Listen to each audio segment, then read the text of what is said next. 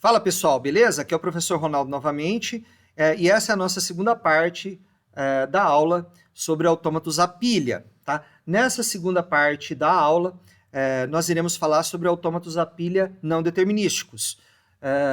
E eu vou dizer para vocês aí qual que é a diferença do autômato a pilha determinístico para o autômato a pilha não determinístico, e nós vamos discutir um pouco sobre a função delta, né? Como que o não determinismo ele é caracterizado a partir da função delta, ok? Então vamos a essa nossa segunda parte da aula. Agora vamos examinar a função delta, a função de transição, tá?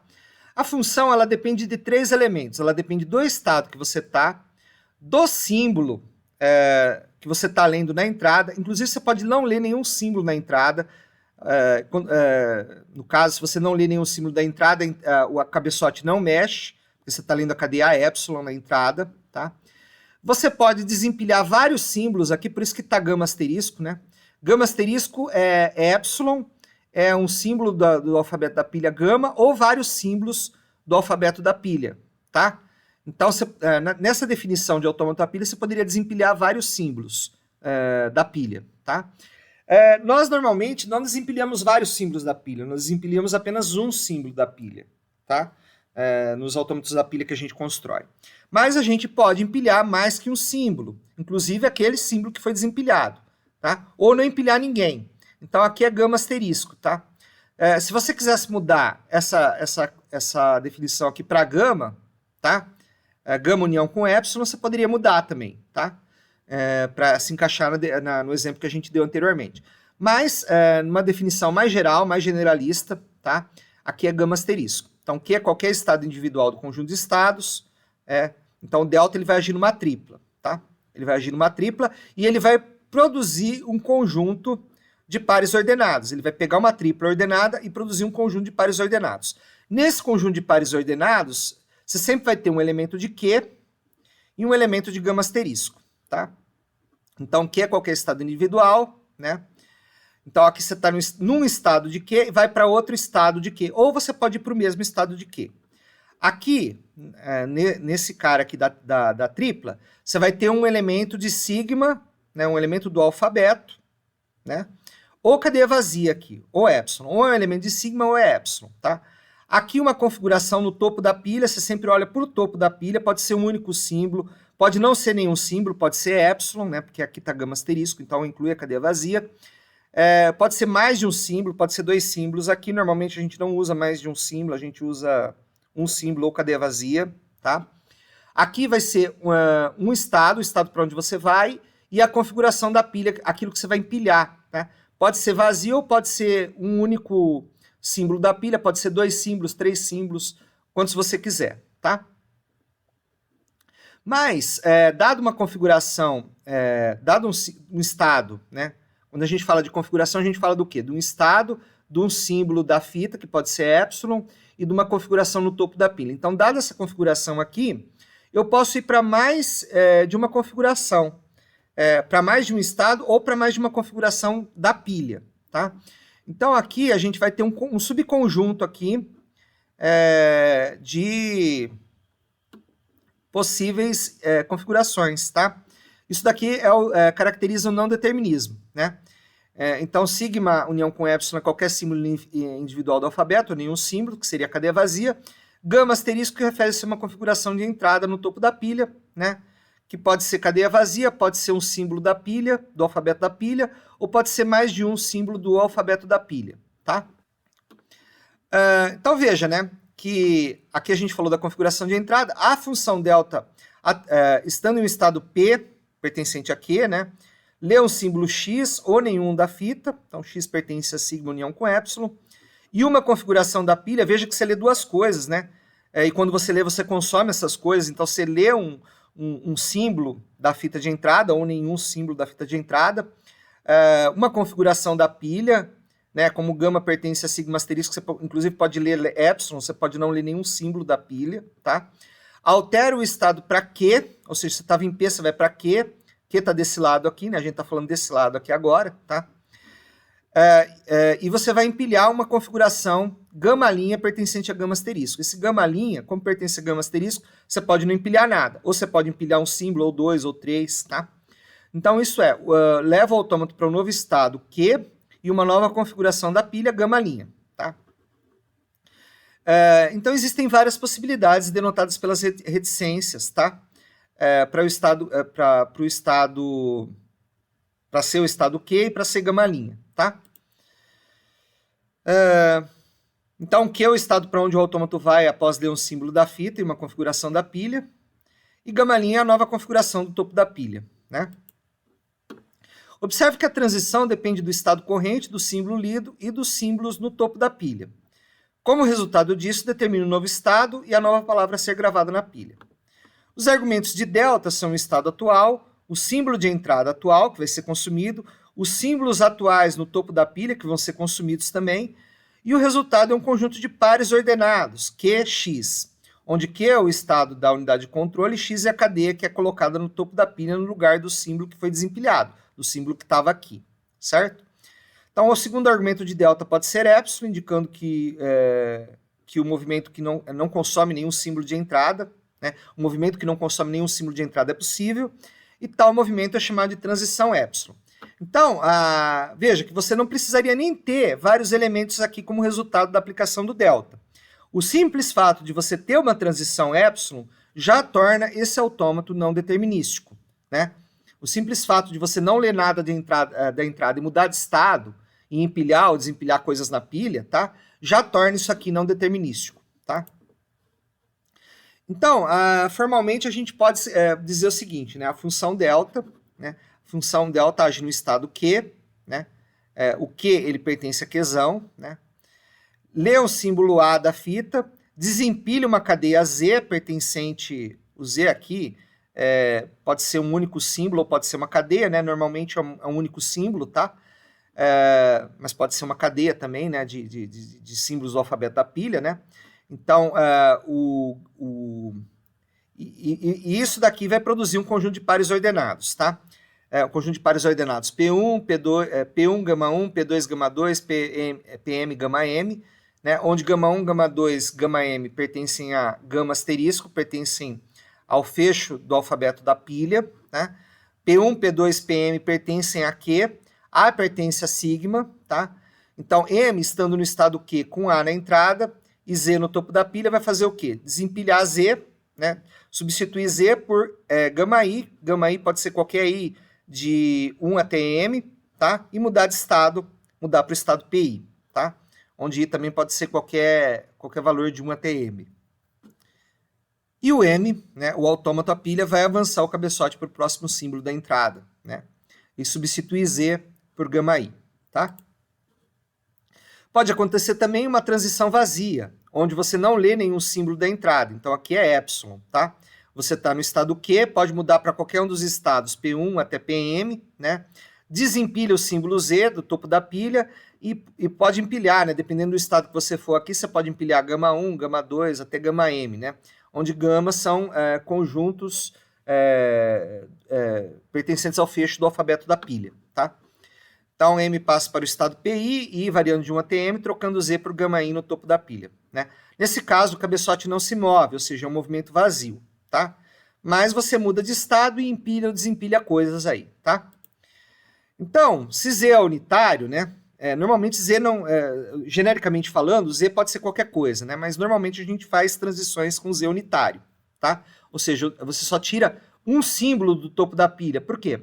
Porque do lado esquerdo da regra de produção, você só tem um símbolo numa gramática livre de contexto, né? Então, para fazer um paralelo com o autômato a pilha, normalmente o Z é unitário. Mas o Z poderia não ser unitário, tá? Porque, inclusive, esse modelo seria um modelo equivalente de autômato a pilha, tá? Então, dependendo de gama, você tem as seguintes possíveis ações para o push-down autômata, né? Autômato a pilha aqui, em relação à pilha. Se gama é maior ou igual a 2, você vai trocar o símbolo do topo da pilha e empilhar outros símbolos. Então, a sua pilha vai crescer. Se gama é igual a 1, a pilha vai permanecer do mesmo tamanho. E se gama é igual a 0, você está desempilhando e a pilha está decrescendo de tamanho, né? Gama, inclusive, pode ser cadeia vazia aqui, tá? Você pode não desempilhar nada. Essa definição, ela tem várias variações, né? Algumas definições de autômato a pilha dizem que você só pode, né, desempilhar um símbolo do topo da pilha, ao invés de poder desempilhar vários símbolos, tá? Mas esses autômatos em que você desempilha vários símbolos, eles são equivalentes ao autômato que você desempilha um único símbolo, tá?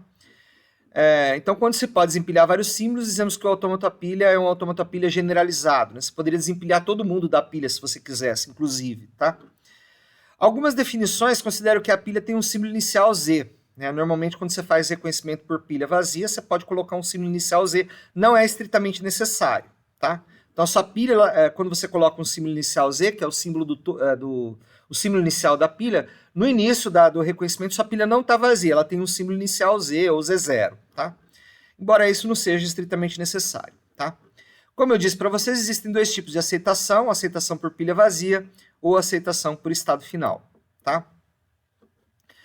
A facilidade de não determinismo na função de transição é importante e necessária, pois aumenta o poder computacional de um autômato à pilha, tá? Permitindo reconhecer toda a classe de linguagens livres de contexto, tá? Então, as linguagens livres de contexto, no geral, elas são linguagens livres de contexto não determinísticas. O que são linguagens livres de contexto não determinísticas? São linguagens livres de contexto, são exatamente aquelas linguagens livres de contexto que podem ser reconhecidas por um autômato à pilha não determinístico, tá? Mas existe o subconjunto dessas linguagens livres de contexto não determinísticas, tá? Que são as linguagens livres de contexto determinísticas.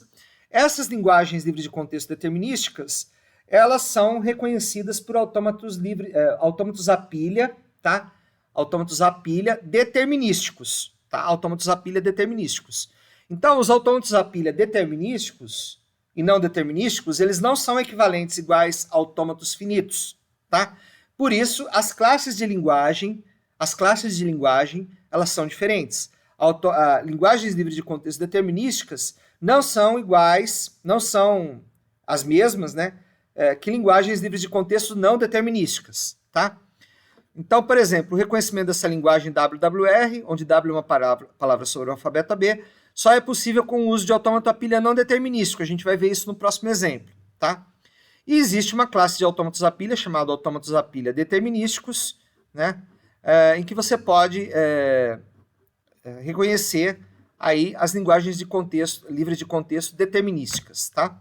A diferença entre eles é que eles possuem uma função de transição determinística, né? Então, a função de transição que eu mostrei no exemplo anterior era uma função de transição determinística. Agora a gente vai ver uma função de transição não determinística, ou seja, a gente vai mostrar aqui um autômato à pilha que reconhece essa linguagem aqui, que é uma linguagem livre de contexto não determinística, tá?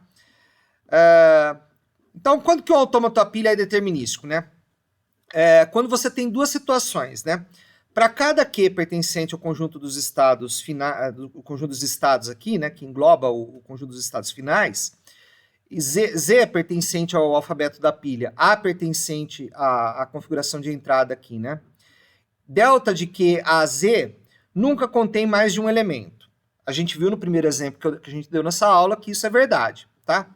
E, né, para cada Q pertencente à Qzão, ao conjunto de estados, Z é pertencente a gama. Gama é o alfabeto da pilha, né?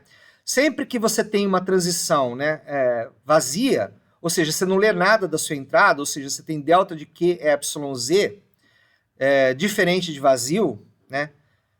Ou seja, né, diferente de vazio, quer dizer, se você não lê...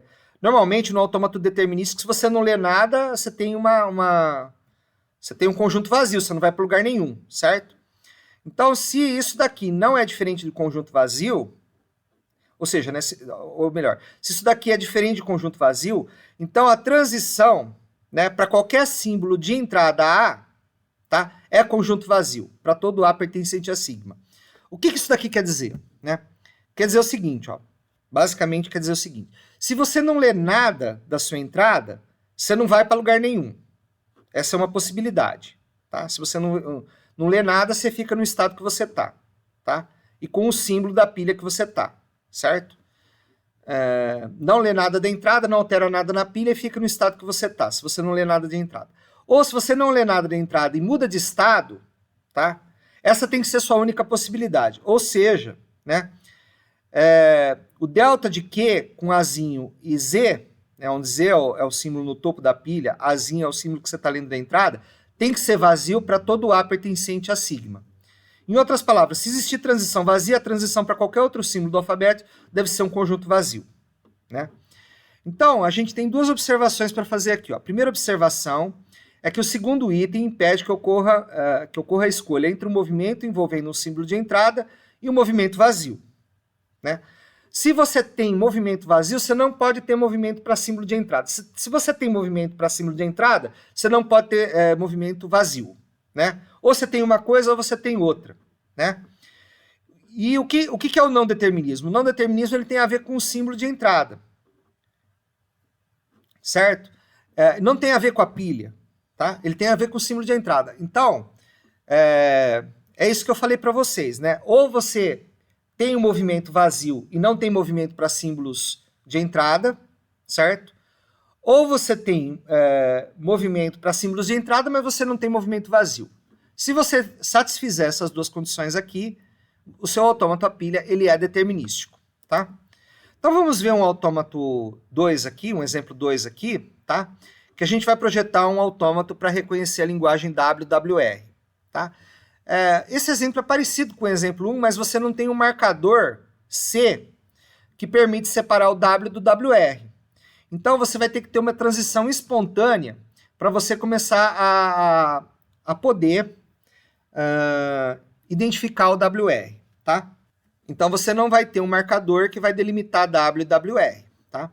As cadeias aceitas por esse autômato, elas são similares às cadeias aceitas pelo autômato anterior, exceto pela ausência do símbolo C, que marca o centro da cadeia, né? Portanto, a nova máquina deverá adivinhar entre aspas, tá?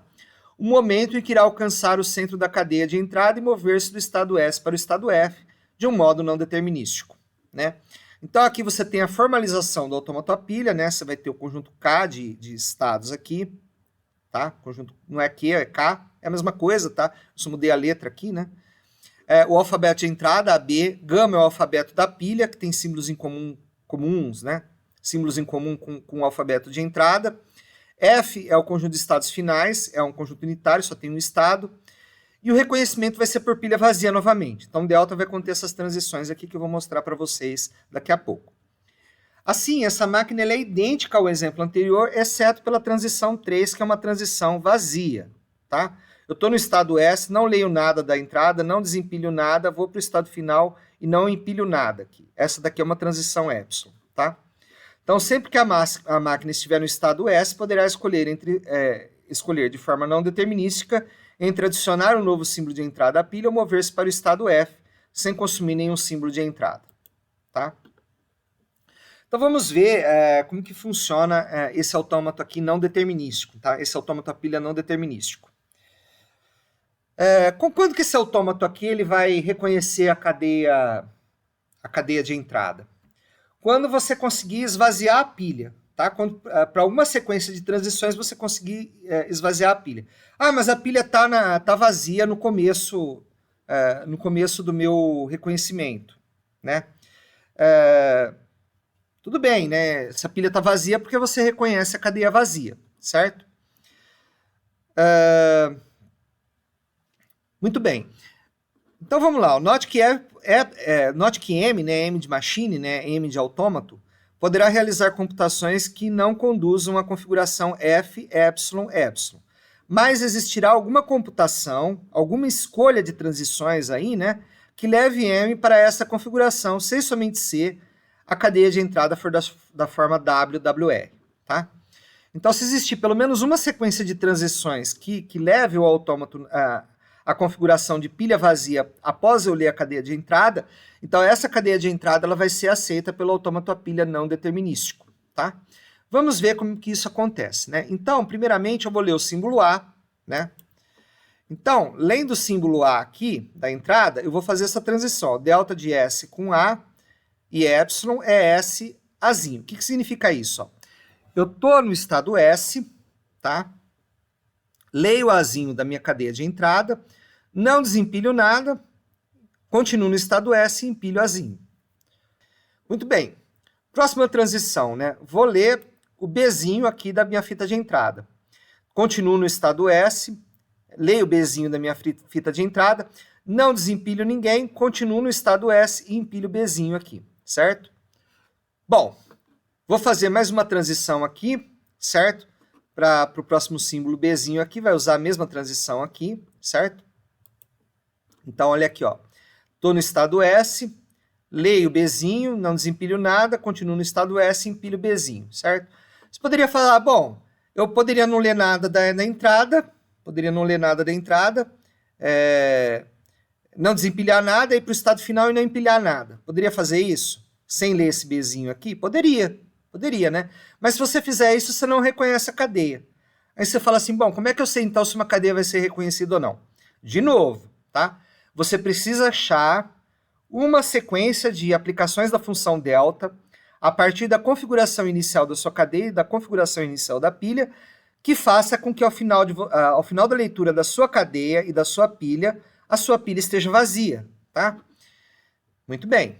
Então agora, veja que, né, eu vou começar a ler o W espelhado aqui, né? Certo?